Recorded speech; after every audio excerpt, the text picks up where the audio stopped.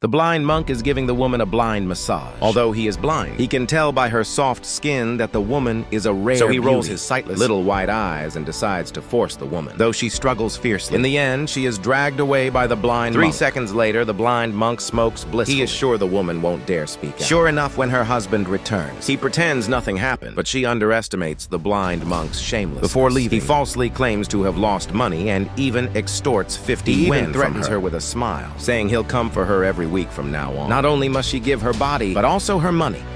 Yet the woman dares not touch the family under the blind monk's coaxing, writes an IOU. Each IOU is for 50 yen. Soon the blind monk has collected 7 IOUs. He planned to save up 10 before making even more outrageous demands. But this day he waits in vain for the woman. Turns out every time she visited him, she lied about her mother being sick. The husband, concerned about his mother-in-law's health, goes to visit only to learn his wife never came. Under his relentless questioning, the woman finally breaks down and confesses. The furious husband immediately sends for the blind monk, but the cunning monk had already sensed trouble. Claiming he needs to change clothes first, he secretly flees with his belongings. Knowing the woman's husband won't let him go, he finds a stranger to bring the IOUs to the husband.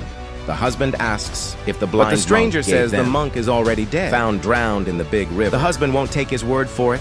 He goes to a riverside shop to ask, and the shop owner says the same, that a blind monk did indeed die in the river, along with his description of the monk's appearance. This convinces the husband the monk is truly dead. Little does he know the shop owner was bribed by the monk, who faked his death and escaped unnoticed. The next day, the blind monk goes out on business and meets a wealthy merchant who falls suddenly ill. He pretends to help treat the merchant, but really feels the fabric of his clothes. From his judgment, the man must be very rich. But how can he get the man's money?